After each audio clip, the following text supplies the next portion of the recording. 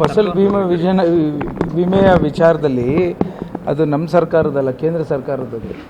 So ಆ ವಿಚಾರದಲ್ಲಿ forget about anything. ನಮ್ಮ ಸರ್ಕಾರನೋ ಇಲ್ಲ ಕೇಂದ್ರ ಸರ್ಕಾರನೋ ಆ ವಿಮೆಯ ಪಾಲಿಸಿ ಇದೆಯಲ್ಲ ಅದು ರೈತರ ವಿರೋಧ ಇದೆ. ಸೊ ಹಾಗಾಗಿ ಅದನ್ನು ನಾನು ಭಾಳ ಸಲ ಆರ್ಗ್ಯೂ ಮಾಡ್ತಾಯಿದ್ದೀನಿ, ವಾದ ಮಾಡ್ತಾಯಿದ್ದೀನಿ. ಹೇಗಾದರೂ ಮಾಡಿ ನಮ್ಮ ತಾಲೂಕಿನ ರೈತರಿಗೆ ಅನುಕೂಲ ಆಗುತ್ತೆ ವಿಮೆಯ ವಿಮರ್ಶನೆ ಆಗಬೇಕು ಅನ್ನೋದನ್ನು ನಾನು ಹೇಳ್ತಾ ಇದ್ದೀನಿ. ಸೊ ಹಾಗಾಗಿ ನಾನು ಸರ್ಕಾರದ ವಿರುದ್ಧ ಈ ಮಾತನ್ನು ಹೇಳಲಿಕ್ಕೆ ಒಂದು ಪದ ಬಳಕೆ ಮಾಡಿದಷ್ಟು.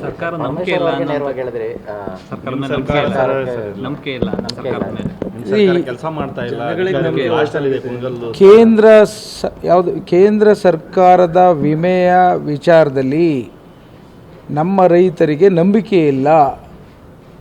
ಹಿಂದೆ ಭಾಳಷ್ಟು ಬಾರಿ ನಾನು ಅದನ್ನು ಹೇಳಿದ್ದೇನೆ. ವಿಮೆನ ಬದಲಾವಣೆ ಮಾಡಬೇಕು ಅನ್ನೋದನ್ನು ಏನು ಪ್ಯಾರಾಮೀಟರ್ಸ್ ಇದೆಯಲ್ಲ, ಅದಕ್ಕೆ ಯಾರು ಸ್ಟಿಕ್ ಇದೆಯಲ್ಲ, ಮಾನದಂಡಗಳು, ಅದು ಸರಿ ಇಲ್ಲ ಅನ್ನೋದನ್ನು ನಾನು ಹೇಳ್ತಾ ಬಂದಿದ್ದೀನಿ. ಅದನ್ನು ಈಗಲೂ ಹೇಳ್ತೀನಿ.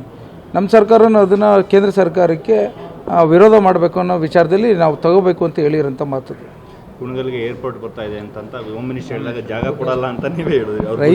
ನೀವು ಬ್ಯಾಡ್ ನ್ಯೂಸ್ ಕೊಡ್ತಾ ಇದ್ದೀರಿ. ರೈತರುಗಳು, ನಾನು ಏರ್ಪೋರ್ಟ್ ವಿಚಾರದಲ್ಲಿ ವಾದ ಮಾಡೋಂಥ ಸಂದರ್ಭದಲ್ಲಿ ನಮ್ಮ ರೈತರುಗಳೆಲ್ಲ ಹೇಳಿದ್ರು, ನೀವು 1 ಕೋಟಿಗೆ 5 ಕೋಟಿ ಕೊಟ್ಟರು ನಾವು ಜಮೀನುಗಳನ್ನು ಬಿಟ್ಕೊಡ್ಲಿಕ್ಕೆ ಮನಸ್ಸಿಲ್ಲ ಅನ್ನೋ ವಿಚಾರ ಯಾಕೆ ಹೇಳ್ತಾರೆ ಅಂತಂದರೆ, ದುಡ್ಡು 5 ಕೋಟಿ ಬಂದರೆ ಬ್ಯಾಂಕ್ ಅಕೌಂಟಲ್ಲಿ ಮಕ್ಕಳುಗಳು ಹಾಳಾಗ್ತಾರೆ, ದುಡ್ಡಿಂದ ಅವರು ಮುಂದಿನ ಉದ್ಯಮಕ್ಕೆ ಉಪಯೋಗಿಸಲ್ಲ ಅನ್ನೋ ಒಂದು ಆತಂಕ ಇರೋದ್ರಿಂದ ರೈತರುಗಳೆಲ್ಲ ನನಗೆ ಯಾವುದೇ ಕಾರಣಕ್ಕೂ ಏರ್ಪೋರ್ಟ್ ವಿಚಾರದಲ್ಲಿ ನಾವು ಜಮೀನು ಕೊಡೋದಿಲ್ಲ ಅನ್ನೋ ಮಾತನ್ನ ಹೇಳಿದರು ಭಾಳಷ್ಟು ಜನ. ಆ ಕಾರಣಕ್ಕೋಸ್ಕರ ಹೇಳಿದ ಮಾತು. ಆದರೆ ಇದು ಯಾವ ರೀತಿ ಅವರು ಕೇಂದ್ರ ಸರ್ಕಾರ ತೆಗೆದುಕೊಳ್ಳೋಂಥ ನಿರ್ಧಾರ ಇದು, ಅವ್ರು ಯಾವ ರೀತಿ ತಗೋತಾರೋ ನಾವೆಲ್ಲ ಕೂತ್ಕೊಂಡು ಅಂಥ ಒಂದು ಸಂದರ್ಭ ಬಂದರೆ ರೈತರ ಜೊತೆ ಮಾತನಾಡ್ತೇನೆ ಅಂತ ಹೇಳಬಲ್ಲೆ ನಾನು.